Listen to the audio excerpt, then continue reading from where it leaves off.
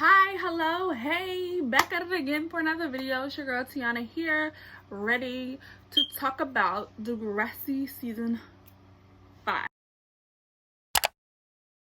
5, because that was 10, but it's 5, season 5. And I do apologize once again if you can hear my fan, but once again, I live in the South, and once again, it's pretty hot, okay? So I gotta have the fan in. Sorry. But anyway, so let's just jump right into it, okay? Let's talk about season 5 of Degrassi.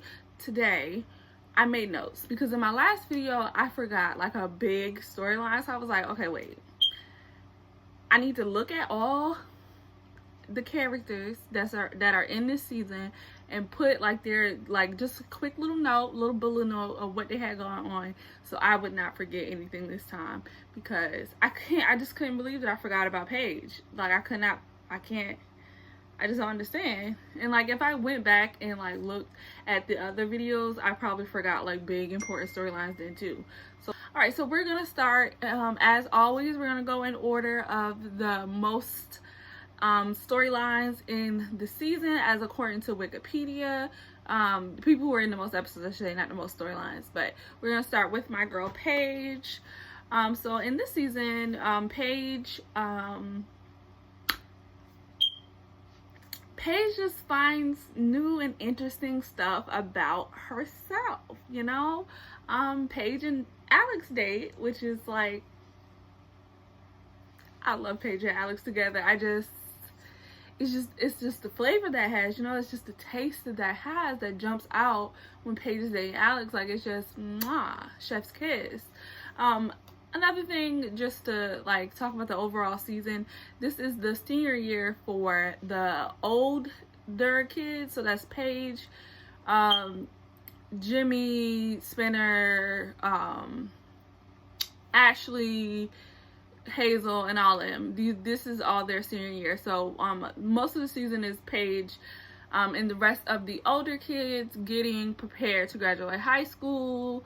Marco and Ellie and all of them are like going to college fairs. They're applying to colleges.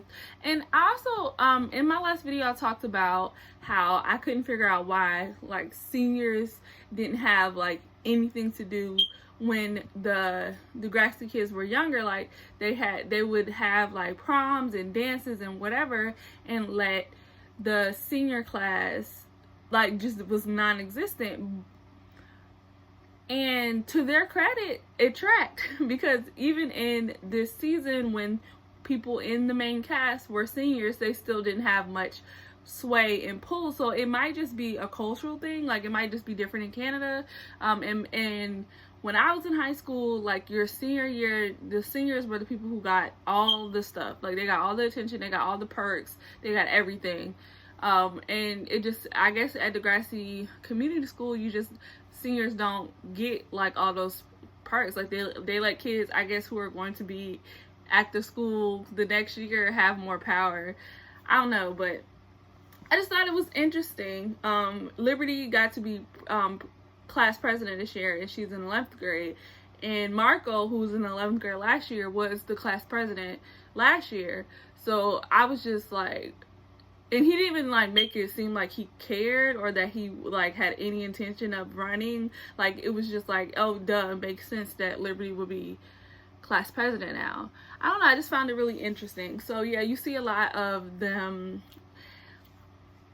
Season 5 as a whole, since we're talking about like the overall, was a weird season structurally. Like it was very abnormal from what Degrassi typically gives us in the season. One thing I found really weird and like kind of jarring a little bit is that they continuously talked about Summer the entire like second half of the show. So typically in the Degrassi season, it's Degrassi, the first episode opens up either like a week of school or the first day of school, and then it ends on either the last day of school or like a couple days after the last day of school. Like the show is about the school, and it has always been about the school. And like I mentioned in the video before, we get to see like bits and pieces of the lives of these kids who go to this school, but it's more about the school and the community.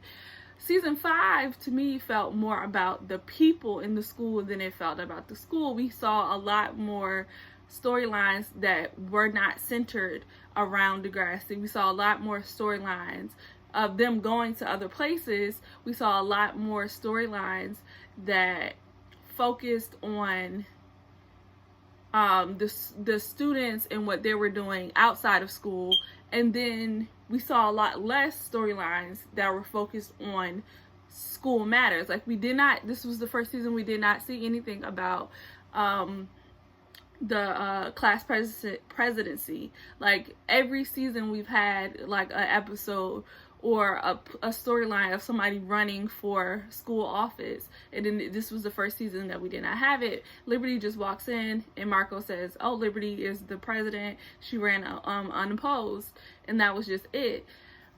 This is the first season we haven't had any sort of teacher-student drama. We haven't had any sort of storyline with students like having an issue in class or having a like a beef with a teacher or anything like that. Like the closest we got was Jimmy's storyline of him becoming a basketball coach and then butting heads with one of the kids on the team, but Jimmy is still a kid himself, so it's not really teacher-student because he's a student too.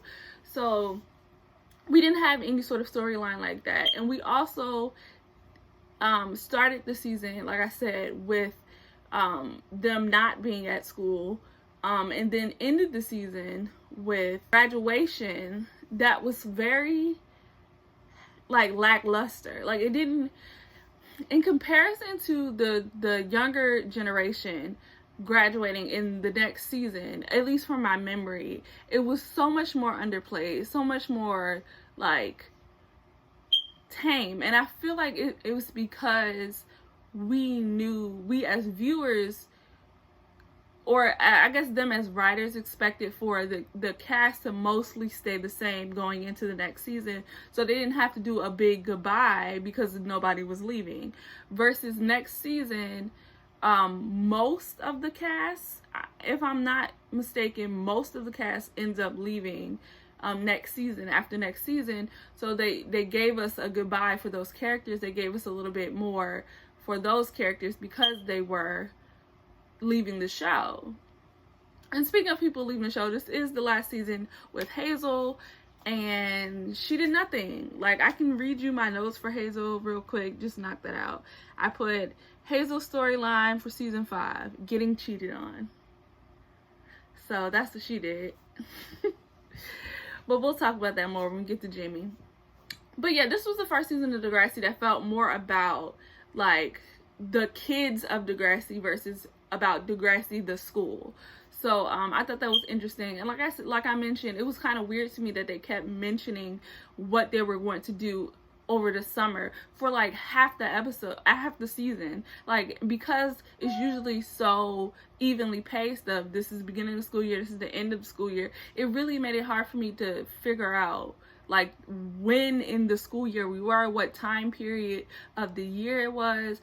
They were like, oh, is this person's birthday, is this event, but there was nothing that was like grounding the time of the show, so it was making it hard for me to follow like when the season was going to end. Also, because I watched the whole season in one day, and I watched everything, and I wanted to watch the BET Awards, so I turned it off when it got to 8 o'clock. And then the next day I was like, okay, I'm gonna finish the season and then go record this video. And then I went to YouTube, because that's where I'm watching it, on YouTube, to watch the next episode, and realized I had finished it. Like, it's because of the weirdness of the way it was structured. I was so used to it being the last day of school is the last episode, and I guess since it was a graduation episode, I probably should have assumed, but just the way it ended just didn't feel finished. Like, it didn't feel completed. It was just weird. I don't know. But anyway, so in this season, Paige's biggest storyline is that she begins to date Alex. We see her start the season with sort of like a lingering, I guess, relationship with the teacher from last season, Mr. Oleander. He, I guess, ditched her and was traveling and being weird and gross and stinky. And he came back for one episode for them to pretty much break up. And he gives her weed. She then takes the weed and smokes it before like her school like interviews and gets high for the first time while she's at the college interviews. So that was a mess. And Alex sort of like helps her through it because like they build a relationship and a friendship through last season through them working together. They're still working together this season. They get closer and closer and realize that they have feelings for each other. And one of my top 5 favorite episodes of Degrassi, Lexicon of Love. And they kiss and then they have a conversation and then Paige is like, I'm not gay. Like, it's just not like that. And it's like, Paige. But Alex is like, I'm fully a lesbian. We don't have to have a conversation about it. We don't have to figure nothing out. Something just clicked in my brain and I understand now I'm a lesbian. So Alex and Jay was being like a decent person to Alex, but I still hate him. So anyways, so Alex and Paige Paige ends up getting over her emotional turmoil about whether or not she's gay and just sort of just decides that she liked Alex, so it doesn't really matter what she identifies with. And I appreciate that Degrassi didn't try to give us like a whole thing about Paige dating Alex and make us make Paige have to be into a box, because I'm firmly a believer of sexuality being a spectrum, and you can be straight or mostly straight, right? You can mostly date men as a woman, you can mostly date men and only mostly be attracted to men, but have one or two or a couple different women that you find attractive, or the vice versa. You can be a man who identifies as straight and has only dated women but find some men attractive or have found a man attractive. And I don't think that necessarily makes you no longer straight, but also identify how you want to identify. That's how I feel. So they didn't give us this whole thing about is she straight, is she gay. It was just like she likes Alex and that's all that really matters. And I think she even like still maintained that she was not gay. I guess she would be bisexual, or she might have just like Alex, like I said. But anyways, so that was pretty much her story. She ends up breaking up with Alex towards the end of the season because she was more type A and Alex was more trying to survive. Alex was poor and she was working her job because she needed to work her job, whereas Paige was like middle class and was working her job because she had to pay off a debt. So like, and probably was continuing to work there because she just like spending time with Alex. But we see the difference in like the class structure of being like, oh, of course I'm going to college and of course I'm going to get like have this plan for my life, versus someone who is just trying to make it day to day, and it's not of course that they'll go to college, or it's not of course they have a plan for their life, because they don't know what they're going to be doing tomorrow, much less in a month or in a year or in 10 years from now. So I can sort of relate to both aspects of that, and I just thought it was really interesting, really like timeless story to tell, the relationship of Alex and Paige. And I feel like Alex and Paige are the only relationship that ended in a way that wasn't toxic. Like, it really was just Alex needed to figure out her own stuff and Paige needed to figure out her own stuff, and they couldn't do that together, and I respect that. Paige then goes and has sex with Spinner. And the interesting thing about the episode of Paige having sex with Spinner is the episode before, which I'll get into when I talk more about Spinner. Spinner was talking about the people that he had sex with, and he did not say that he had sex with Paige. And I was thinking in my head, I know Paige and Spinner had sex. Like, I'm 100% sure Paige and Spinner had sex. What is he talking about? And then the next episode they had sex, and I was like, oh, that it wasn't yet. They didn't have sex yet. Got it. True.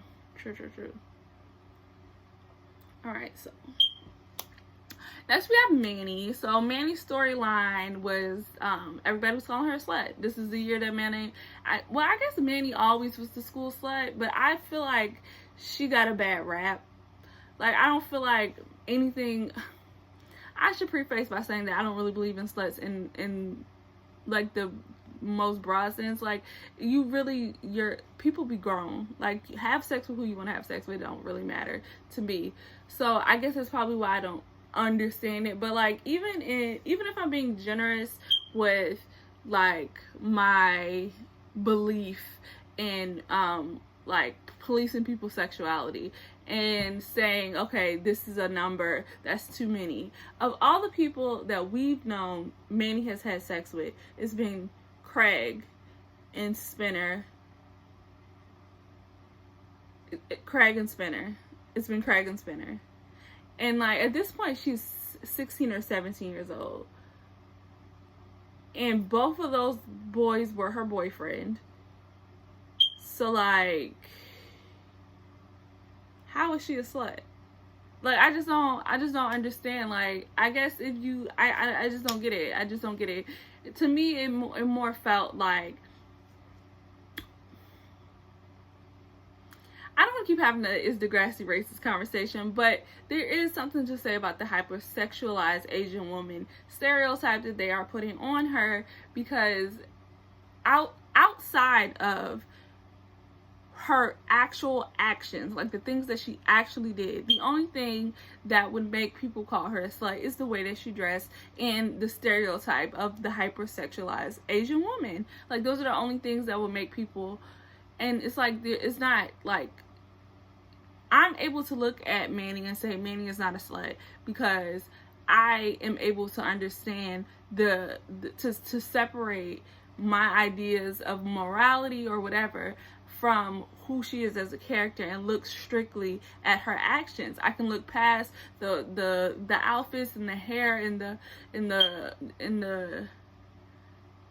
whatever it is that makes people feel like women are sluts or too provocative or whatever, and see that based on her actions, she has not done anything that a woman who was presenting differently would. Like, if Emma dressed like Nany, right, and had sex with two people, even with the cheating, she would not be viewed in the same way. And the funny thing about that is, actually, in one of these episodes of the season, Nany said that to Emma. She was like, it's so much easier to be you because you're blonde. And I think she called her beautiful. I know she called her blonde, but I can't remember if she called her beautiful. And then then Emma immediately was like, no, stop, shut up, that's not true. And like, it is true.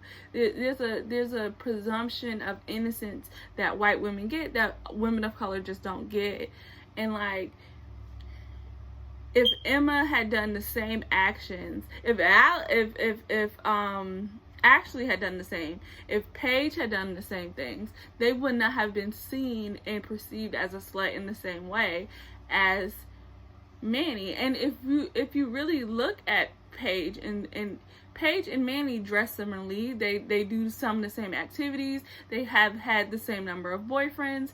We haven't really talked much about Paige's sexual partners, but outside of her rape, I think the only person that we know that she's had sex with is Spinner. And I guess Mr. Oleander, we're supposed to assume that they had sex. Or I just don't know why he would go through all that if they weren't having a sexual relationship, because then you could just deny it. If it never went past like them hanging out, you can just say that they were just friends. So I'm assuming that they had sex. So that's her having sex with two people, Spinner and Mr. Oleander. And Nany had sex with two people, and Mr. Oleander was in a relationship when Paige started dating him. And like that, I don't want to talk about her relationship with Mr. Oleander like it was right, like it was normal, but like in her mind it was. In her mind, that was a normal relationship. So if you want to talk about why one character is viewed as a slut and another character is not, you can look right there. You can look right there and see the difference in Paige's treatment versus Manny's. But yeah, so Manny's this season, she got beef with everybody. She really wanted a little bit of smoke with everybody. She get kicked out of her parents' house. The season starts with Manny and Peter. The only thing I want to say about Peter is that he needs his ass beat. And that's really all I got for Peter. That's all I really got for Peter. So he starts with Peter, where Peter is obsessed with Manny and invites her to this party that she didn't really want to go to, but she goes to because she gets her feelings hurt or whatever, right? Also, in the background, you need to understand that Emma has a crush on Peter. So Emma's at this party, and she's hanging out with these girls who's calling Manny a slut because her shirt is low cut. I don't know. Haters is what I want to say, but whatever. So Manny is feeling alone. She's feeling vulnerable. She's feeling slut shamed. She's feeling attacked. And she's talking to Peter, and Peter is feeding her whatever she wants to hear, and she begins to like brag and be like, I'm gonna be the most famous person in the world, and everybody who's mad and jealous and mean to me now is gonna regret ever treating me this way, and proceeds to show him her breasts on camera. And instead of being a decent human being and like knowing that she was drunk, knowing that she was doing a bit much, and turning the camera off, right? Or yeah, just turning the camera off, because I was about to say deleting the footage, but like in the first place he should have just not recorded it, right? He records the video and then uses it as blackmail to get her to try to date him, even though why would you want to date somebody you had to blackmail into dating you? But whatever. So she says, no, I'll never date you, my best friend likes you, and you're kind of a jerk and I hate you. And it's like, he then sends the video to a couple of friends who send it to a couple of friends, and now he's distributing child pornography, right, at this point. And I just don't know how jail didn't get involved. But because we're trying to move past sending people directly to jail.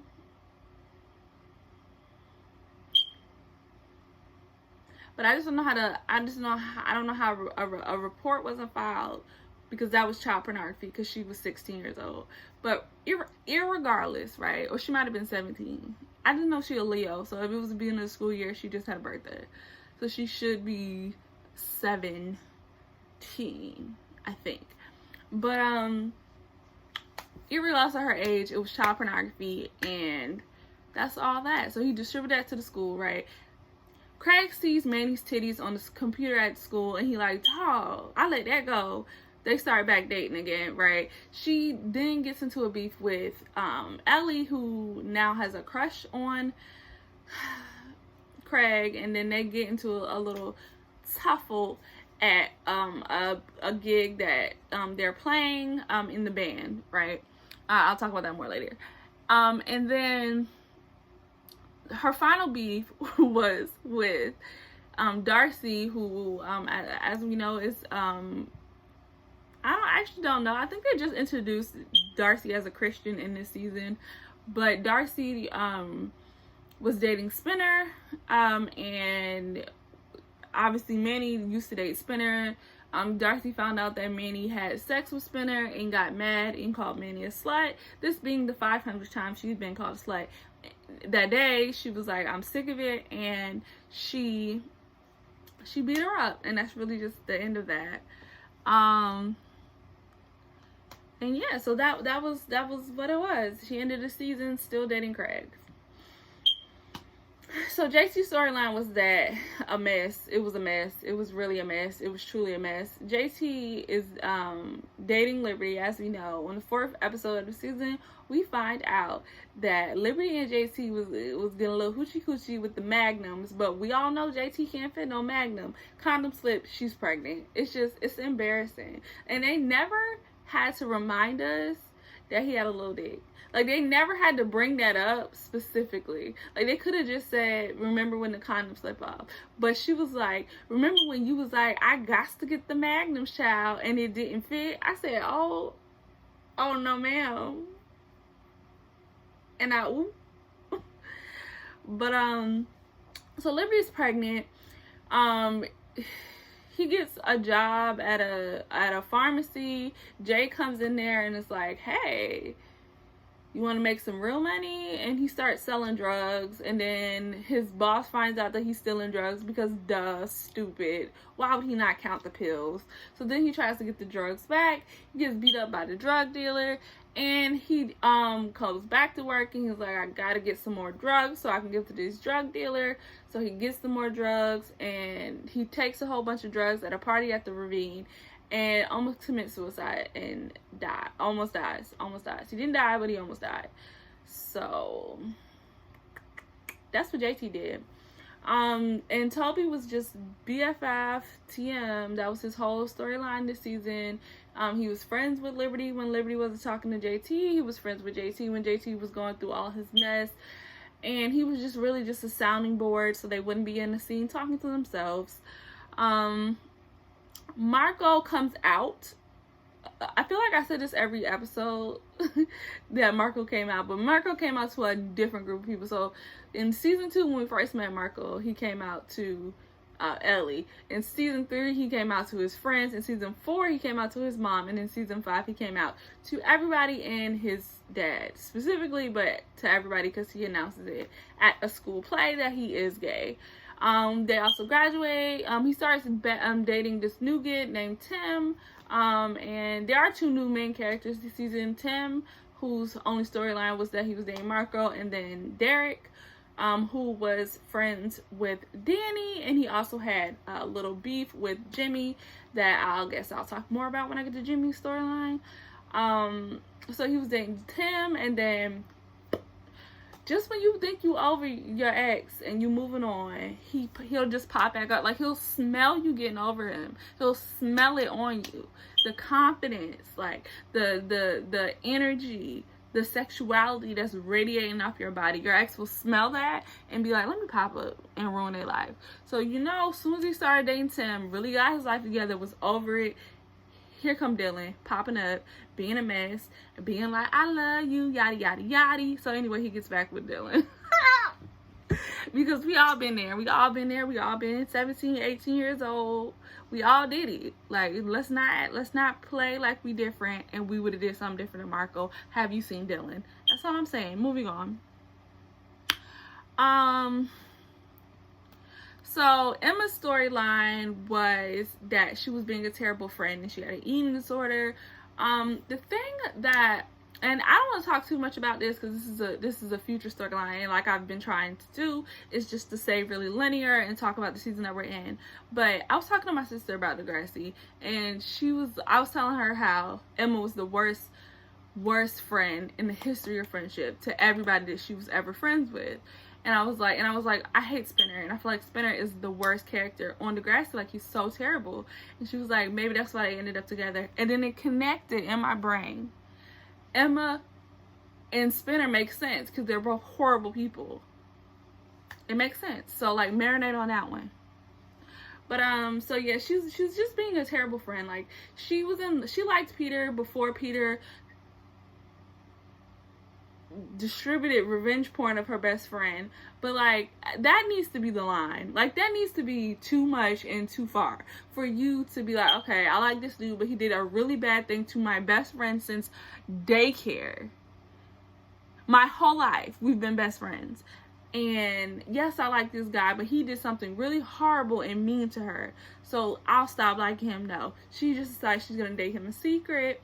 And the thing is, I don't know why she didn't think he was just dating her to further piss Manny off. Like, that would be the first connection. I would be like, look, you just wouldn't date me. Because Manny told him that Emma liked him. Manny was trying to hook them up. She was trying to put them together, and he didn't want no parts. But as soon as he did the horrible thing to Manny, and she didn't want nothing to do with him, and she hated him and wanted him dead, now all of a sudden he like Emma.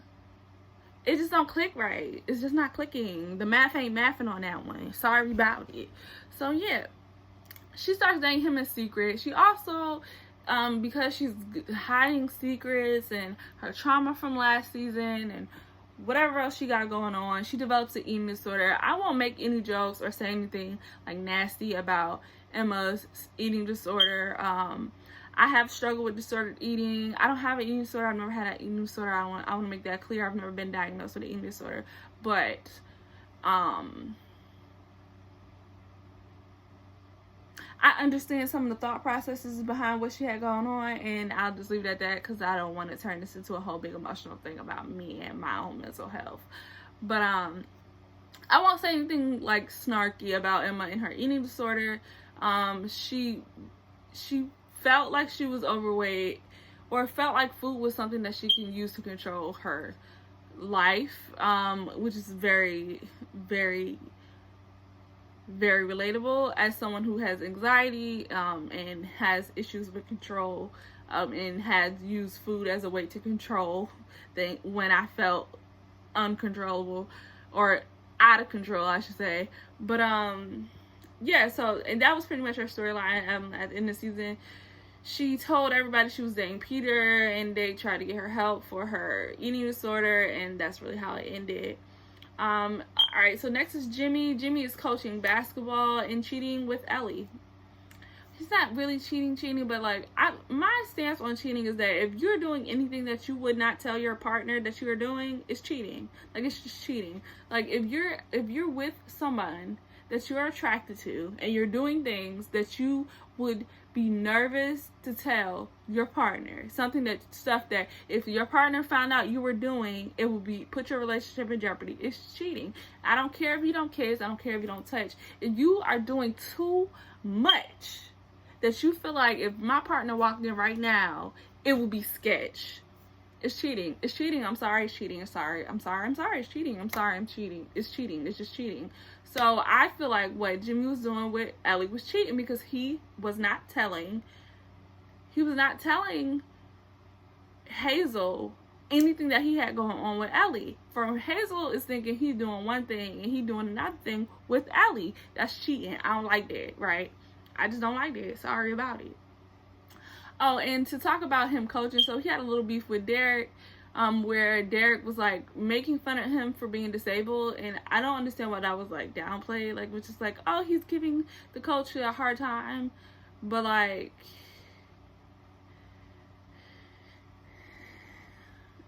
he was being ableist, but whatever.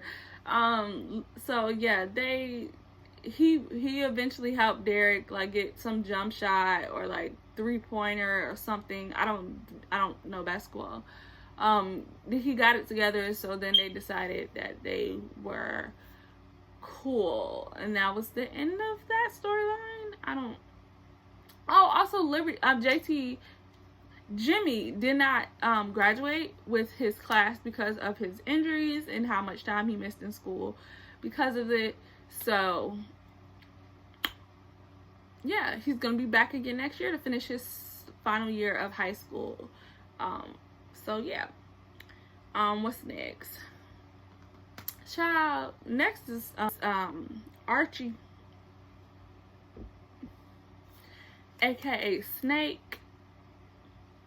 So his storyline this season was that he was going through a midlife crisis and cheated on his wife. Child, it's a mess. It's really a mess. Like, I guess he was like dealing with a lot of emotions of him just surviving cancer, and like really looking at his life and taking stock at what's there, and feeling like he was unfulfilled or unhappy. He got a motorcycle, it didn't feel it. He cheated on his wife, and then felt bad about it. Stayed with Joey for a while, and then made it up and moved back into the house with his wife. But it was a mess, child, and he was cheating with the principal at the school, Mrs. Hasalakos, aka Peter's mom. So like, it was a mess. It was really a mess. It was truly a mess. And Mrs. Hasalakos, like, they didn't really focus much on her or say much about her, but like, she knew she was dead wrong, because she knew he was married and like had a fresh baby, and like what, and was openly and brazenly flirting with him. Like, it was really like, the scenes were really And this is not to take anything away from Archie, because he is the one that's married and he's the one that made the choice to cheat. But like, it was just so baffling to me that she was like openly, brazenly, like flirting with him at the school in front of people, like he wasn't a married man. Like, it was wild. I was almost like, to the point at one point I was like, does she know he's married? Because it was just weird. It was wild. It was wild, child. It was wild. But child, okay. So Liberty, like I said earlier, she was school president. Her storyline mostly this season was surrounding her pregnancy. But outside of being pregnant and being mad at JT, she really didn't have much to do. She did end up giving the baby up for adoption. And then we saw her put together like a treasure box to give the child, because the child ended up moving to America. So she wasn't going to be able to see the child. She had an open adoption, so she wasn't going to be able to see the child as often as she had originally thought that she would be. So we got to see a little bit of her emotions dealing with giving away her child and having that child then move halfway across the world. Well, not halfway across the world, but okay, she said across the country, but I don't really know where Toronto is versus Seattle. So like, I guess it's across the country, but it's a different country. I don't know. But so that was you know, cute, or it was a storyline. I don't know. Okay, so now we on Craig. So Craig's storyline was that in the first episode he got dumped by Ashley, and it was a little bit funny. It wasn't funny, but it was a little bit funny. Also, we also know that I hate Ashley, and the reason why I hate Ashley, honestly, is that she treats these niggas like trash, and I can't figure out why I hate her though, because if any other character was acting the way Ashley was acting, I would like it. Like, I would be team Ashley. I don't know what it is about Ashley. Sometimes some of these characters, I'm starting to realize that it might be the actor and not the like on the page character that I don't like. But like, I don't know anything about, I think her name is Melissa. I don't know anything about Melissa to be like, I don't like Melissa the actor, right? So it might be the way she plays Ashley, or I don't know what it is, but I didn't like Ashley. But rewatching it, I don't really see a reason for me not to like Ashley, but she still irritates me. I don't know what it is. I don't know. But anyway, we were talking about Craig. So Ashley dumped Craig in an email, and she didn't even email Craig. She emailed Ellie and told Ellie she had a new man, and that she'll break up with Craig when the time is right. Like, what? That's not how relationships work. But anyway, child, I guess if Craig cheated on you, you can cheat on him and move on. Period. We cheats back. I'm dead. Don't cheat back. Just break up. But yeah. So that's how the season starts, with him getting broken up with. Outside of that, though, he's pretty like normal. They didn't give him a lot to do this season. He had a lot of music stuff going on. He added Ellie to Downtown Sasquatch, which is the name of the band, and they started to do some gigs. They ended up meeting a music producer, or some kind of record producer or something, who really liked the band, but really just like Craig, and ended up giving Craig an opportunity to go to Vancouver, I want to say, to record an album, and he took the opportunity. And one thing I want to say, and I said this on Twitter too, anytime there's a storyline about a high school student who is about to go to college, right, to choose between them going to college versus them doing some big opportunity in a field that's hard to get into, I'm always going to choose that opportunity over going to college. And it's simply because there will always be college. Like, there will always be, even if you don't end up going to the college that you got into, even if you don't end up with whatever scholarships you might have gotten, even if you don't end up like in college until you're 30, or in college until you're 40, or if you never go back to college, I feel like it's much more worthwhile to take those sort of opportunities that are once in a lifetime, especially if it's to get into a field that's hard to get into. Like, he could go to college, right? He could study whatever and get a degree in whatever and be able to have that backup to do whatever it is that he wanted to do, right? If so for some reason he couldn't be a musician, this is a job that he wanted to do, and he had to go to college and whatever to do that, right? However, after he finished his college degree, there's nothing to say that he would still have another opportunity to make that album. This might be his only shot to have somebody pay attention, to put him in the same place. And a lot of these industries that we see, like, people do these storylines for on TV, are industries that you kind of just have to be in the right place at the right time. You have to have the right sort of luck. You have to know the right sort of people. Like, it's not something necessarily that is based strictly on merit. Like, you can be the best guitar player in the world, but that doesn't mean that people will care about your music. And not even that people won't care about your music, but that people will ever even get a chance to hear your music. Because if you don't have the right connections, if the right people don't like you, if the right people don't position you in the right places, people will never hear your music and will never get to hear that you're the greatest guitar player in the world. So, like, and this is the storyline reminded me of the storyline in on Grownish of Yard Shahidi's character Zoe, who was working for Joey Badass, and he, like, needed more of her time, and she was like, I can't balance being his assistant or his stylist or whatever and going to college. And she was trying to decide whether or not she should stay in school or work for him. And, like, everybody in her life was like, no, you finished college.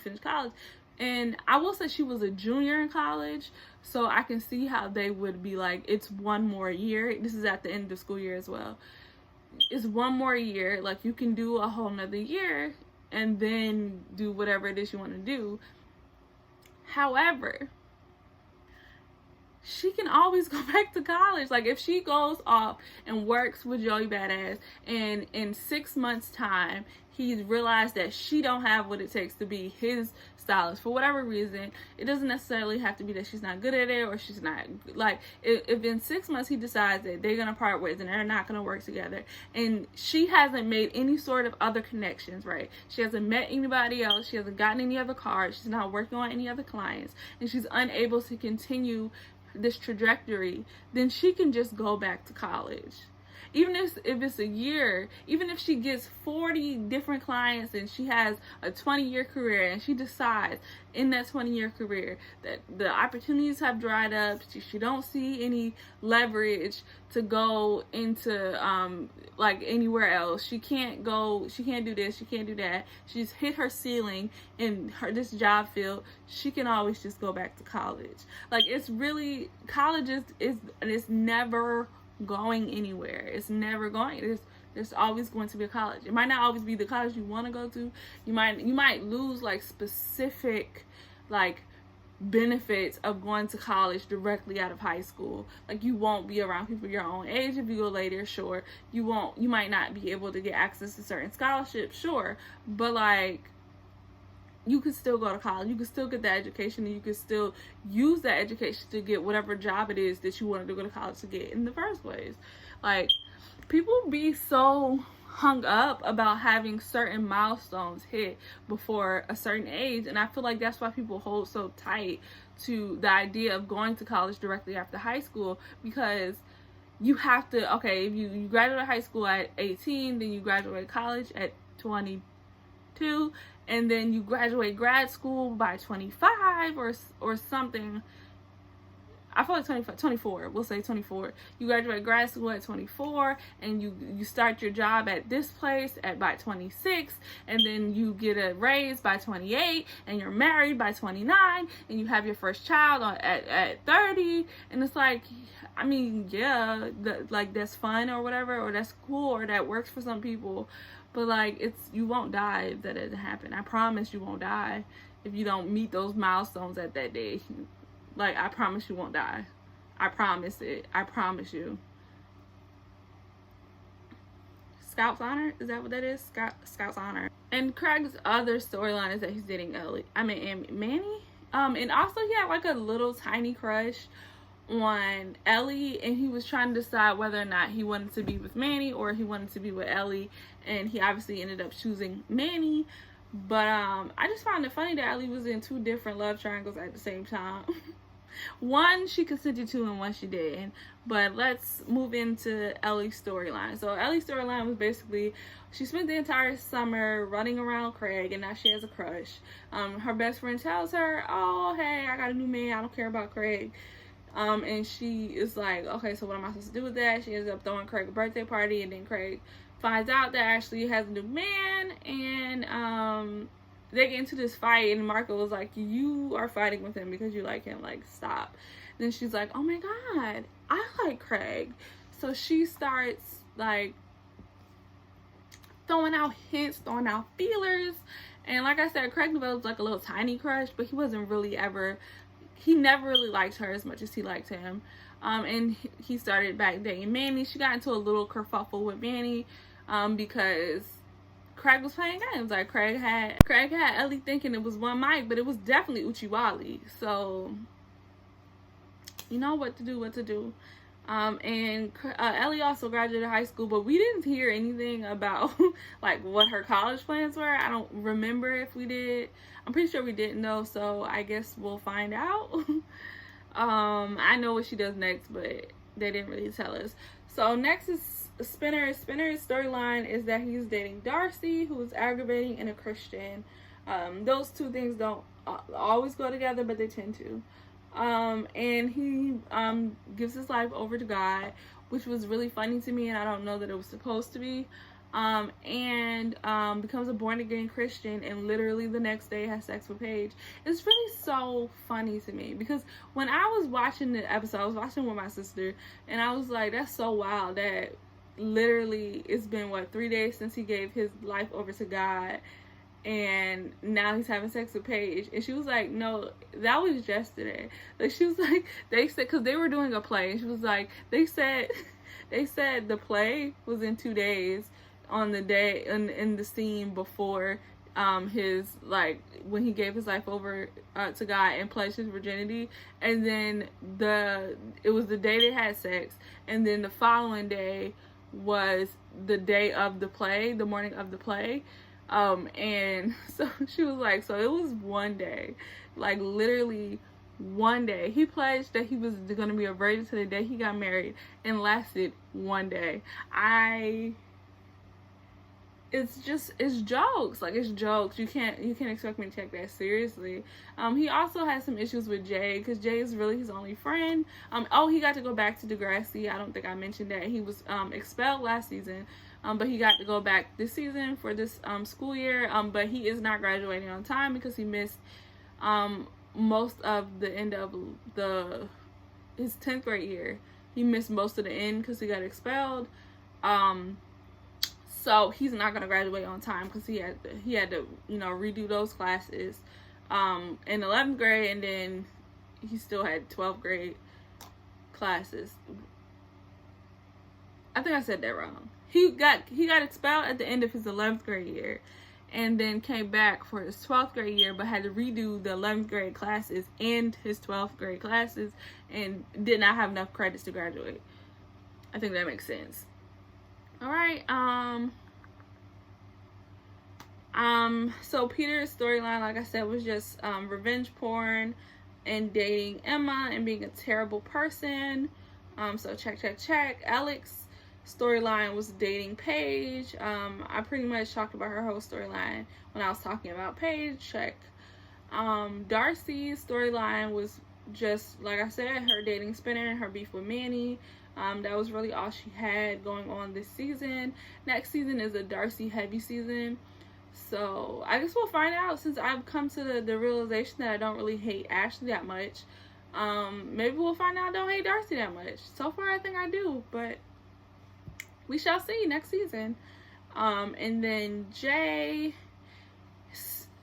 storyline, I put Jay harassing everyone at a school he doesn't attend, because he didn't come back. Like, he's just harassing people for no reason. And then Ashley was in one episode, the final episode, the graduation episode. She also did not graduate because she spent the entire school year in England, And I'm just trying to figure out, like, she wasn't in school? Like, you can just not be in school? Like, people don't have, like, laws? Or, like, truancy or nothing? Like, she didn't have to be enrolled in school in London when she was in London for entire school year? Like, I don't understand how she lost out on a whole school year because she was in London. Like, they don't have school. I don't know. I didn't understand that, but yeah. So that is all the storylines of season 5 of Degrassi. We're gonna jump right back in to season 6. And like I said, after season 9, which is I think the final episode, the final season with all of the characters, all the main characters on it, or it's the last season with any of the main characters on it, because I think it's just Nany, Emma, and Liberty in that final season. But after season 9, we're gonna take a little break, and I'm gonna figure out how I'm going to do the rest of those seasons, because like I said, I did not really watch those as avidly as I watched these. So I might change up what I'm doing, I might not, but I'm just gonna take a little break to figure that out. And I also might start a new series, like I said, on me talking about girlfriends in the game. I do want to go and jump into that because I'm really excited to watch that.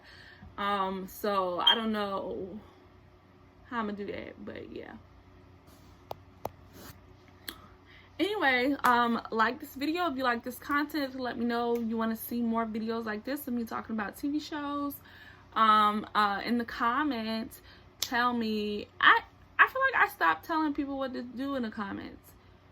In the comments, tell me if you like Ashley, because I want to figure out if it was just me being a hater as a kid, or like what the tea was on it.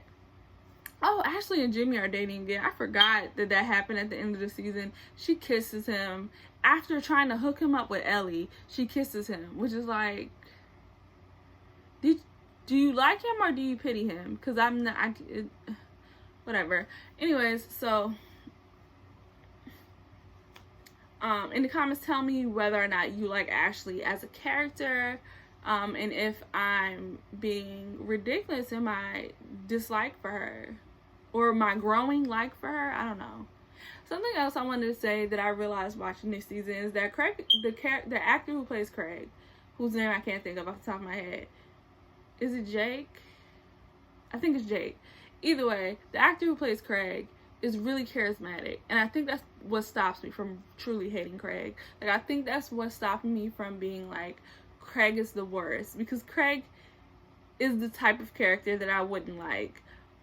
But I feel like the way that the actor plays him makes him really charismatic and like endearing. Like, you want to root for Craig. You want to see Craig win, even when he's doing stuff that if literally anybody else did, you wouldn't like. And it doesn't help that he's not unattractive, but also at my big age, all of these people look like children. So like, it's just, I don't know, I guess it just pays, it really shows like the difference a good actor can make for a character, I guess is my point. But yeah, so please subscribe to my channel, thumbs up if you like this content. In the comments, tell me whether or not you like Ashley, and I'll see you next one.